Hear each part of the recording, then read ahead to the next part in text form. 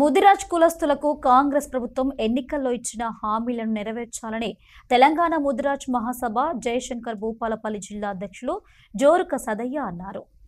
ఈ నెల 21న తెలంగాణ ముదిరాజ్ మహాసభ 11వ వార్షికోత్సవ వేడుకలతో పాటు ప్రపంచ మత్స్యకారుల దినోత్సవంను గ్రామాన ముదిరాజ్ సోదరులు ఘనంగా నిర్వహించుకోవాలని తెలంగాణ ముదిరాజ్ మహాసభ జయశంకర్ భూపాలపల్లి అధ్యక్షులు జోరుక సదయ్య అన్నారు. 11వ వార్షికోత్సవంకు సంబంధించిన వాల్ పోస్టర్ను జయశంకర్ భూపాలపల్లి జిల్లా కేంద్రంలో తెలంగాణ ముదిరాజ్ మహాసభ నాయకులు ఆవిష్కరించారు. వార్షికోత్సవంను పురస్కరించుకొని ఈ నెల 21న ఊరూరా జెండా పండుగను నిర్వహించాలన్నారు. కాంగ్రెస్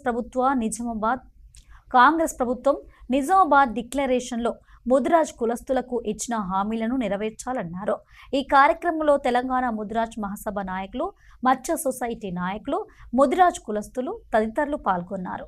తెలంగాణ ముదిరాజ్ మహాసభ శాసన మండలి డిప్యూటీ చైర్మన్ ముదిరాజ్ గారి పిలుపు మేరకు భూపాలపల్లి ముదిరాజ్ మహాసభ జిల్లా కమిటీ, మండల కమిటీ ఆధ్వర్యంలో ఎల్లుండి జరగబోయేటువంటి 21 తారీఖు నాడు ప్రపంచ మత్స్యకారుల దినోత్సవం జరిగే సందర్భంలో దాంతో పాటుగానే తెలంగాణ ముదిరాజ్ మహాసభ ఆవిర్భావం చూత 21న జరిగింది కాబట్టి ఈ రెండింటిని పురస్కరించుకొని తెలంగాణ ముదిరాజ్ మహాసభ పక్షాన తెలంగాణ రాష్ట్రంలో అన్ని నలుమూలలా, అన్ని జిల్లాలల్లా, మండల కోటలల్లా, గ్రామాలల్లా ముదిరాజ్ మహాసభ ఆరాధ్య దైవమైనటువంటి పెద్దమ్మ తల్లి దీవెనలతోని అన్ని గ్రామాలలో జెండా పండుగ నిర్వహించుకొని ప్రపంచ మత్స్యకారుల దినోత్సవాన్ని విజయవంతం చేయడం కొరకు ఇలా పోస్టర్ ఆవిష్కరించుకోవడం జరుగుతుంది. వాటితో పాటుగానే గతంలో తెలంగాణ ముదిరాజ్ మహాసభ ఏర్పడిన తర్వాత ముదిరాజులకు సంబంధించినటువంటి అనేక హక్కులను ఇలా గత ప్రభుత్వంలో సాధించుకోవడం జరిగింది.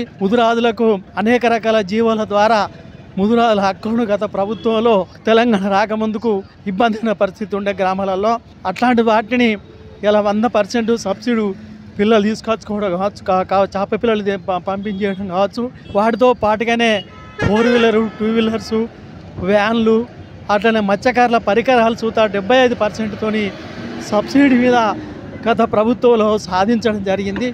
వాటితో పాటుగానే 2 లక్షల సబ్సిడీ, ఏదన్నా మత్స్యకారులు ప్రమాదం వచ్చి చనిపోతే 2 లక్షల సబ్సిడీ ఉంటే దాన్ని 6 లక్షలకు పెంచుకోవడం జరిగింది.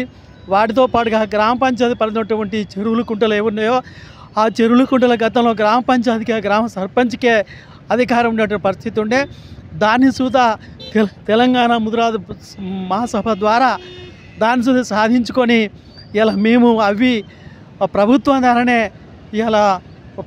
ద్వారానే దానికి ఫీజు కట్టాలి, ప్రభుత్వం ద్వారా వాటిపైన హక్కు చూత ముదిరాజ్ మత్స్యకారులకే, బెస్తలకు, ముదిరాజులకు అందరికి ఉండాలన్నటువంటి విషయాన్ని వాటితో పాటుగా అనేక విజయాలు తెలంగాణ ముదిరాజ్ సభ పక్షాన గౌరవనీయులు పెద్దలు బండ ప్రకాష్ గారి నాయకత్వంలో మేమందరం అనేక విజయాలు సాధించుకొని ఈరోజు ముదిరాజులకు ఎంతో కొంత ఇలా గౌరవం దక్కిందంటే ఆ రోజు నాటి ప్రభుత్వంలో జరిగింది. ఈరోజు ప్రభుత్వం ఇలా ఈ కాంగ్రెస్ ప్రభుత్వం వచ్చిన తర్వాత ముదిరాజులకు ఇచ్చినటువంటి అనేక హామీలు ఇచ్చింది.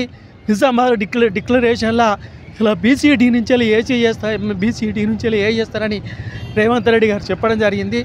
దాంతో పాటుగానే గత ప్రభుత్వంలో మాకు 1000 కోట్ల బడ్జెట్ కేటాయించి అనేక సంక్షేమ కార్యక్రమాలు ఇవ్వడం జరిగింది.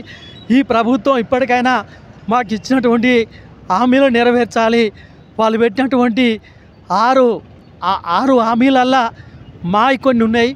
వాటిలల్లా ఈరోజు 3000 కోట్ల రూపాయలు సంక్షేమ కార్యక్రమం కొరకు, ముదిరాజుల సంక్షేమం కొరకు కేటాయించాలని ఈ ప్రభుత్వాన్ని మేము డిమాండ్ చేస్తున్నాం.